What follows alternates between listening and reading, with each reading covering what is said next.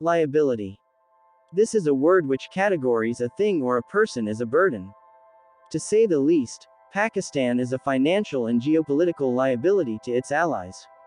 The country has a complex political structure, very uncertain geopolitical realities, and a weak economic base. In this video we will discuss the recent history of Pakistan, post the Pervez Musharraf era, to see how it shapes Pakistan's dire future. Pakistan has always chosen its allies based on a financial model. Whoever helps Pakistan is a friend, and who doesn't is an enemy. We will discuss this theory in regard with the US-Pakistan relations and the Saudi-Pakistan relations. Pervez Musharraf was an ally of the Western Bloc. He sided with the United States and helped them during the War on Terror, an aggressive military operation launched by then US President, George W. Bush. Musharraf provided the US with airspace and military bases to reach and attack Afghanistan.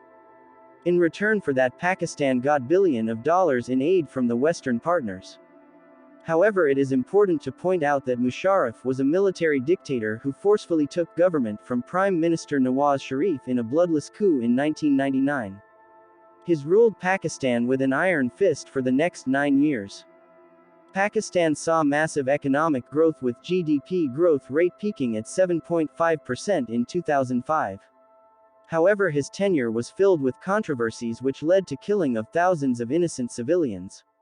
His withdrawal of support for Taliban, liberal approach of governance, closeness with Western powers, and authoritarian style of government provoked the extremist factions of the country. Suicide bombing became very common, FDI soon dried out, and Pakistani brain drain reached its peak. Eventually Musharraf resigned. For the next government, led by People's Party of Pakistan, it was very difficult to shift the course of international affairs.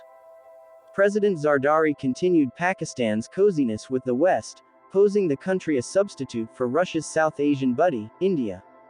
Practical sense in US sided with Pakistan for many years and continued to do so, until Osama bin Laden was found in Pakistan's Abbottabad.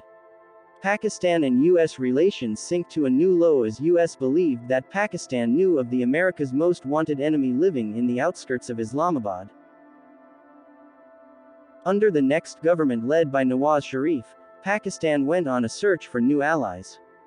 Working with Beijing, Pakistan drafted the China-Pakistan Economic Corridor, a plan under which China will invest $60 billion in Pakistan. Security agreements were also made and the two countries joined hands in the development of various defense equipment including the much-hyped JF-17 Thunder. This closeness with China made USA, in a sense of wary. US criticized China's investments and warned Pakistan of potential debt trap.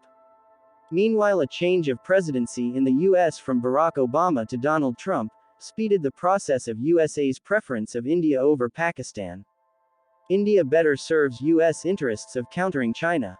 The only problem is India's close relations with Russia.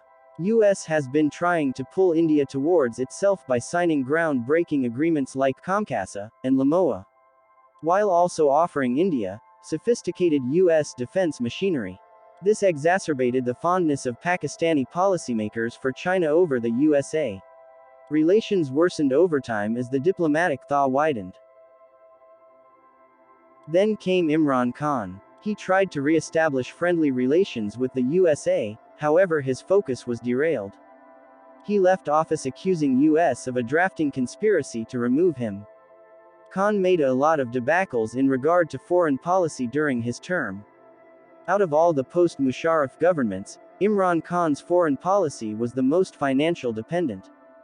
He propagated that Pakistan would buy Russian oil to safeguard economic interests. We should that no significant progress was made during Khan's term to enhance relations with Russia, however just to reap the benefits of cheap oil, Pakistan entered the chat. It is confirmed from viable sources that Russia was not willing to sell oil to Pakistan because it is much smaller buyer and doesn't have special ties with Russia, like China and India have. Imran Khan joined hands with the Malaysia and Turkey, angering Saudi Arabia, to create a new bloc of Muslim nations. He imposed significant harm on Saudi-Pakistan relations but didn't improve Pakistan's relations with Malaysia either by backing out of the Kuala Lumpur summit at the last minute.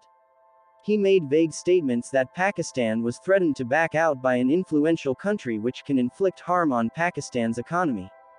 Though he didn't name the country, we all know that Saudi Arabia was that nation.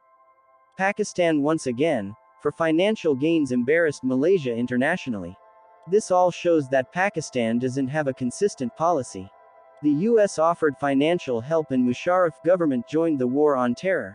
NAWAZ Sharif was offered Chinese loans and he joined China. Imran Khan smelled cheap oil and tried to join Russia, alongside embarrassing Malaysia in return for Saudi aid and investment. Policymakers need to think that Pakistan shall be consistent now. Looking for a godfather is not the way to run a country. This way Pakistan looks like a financial liability for its allies.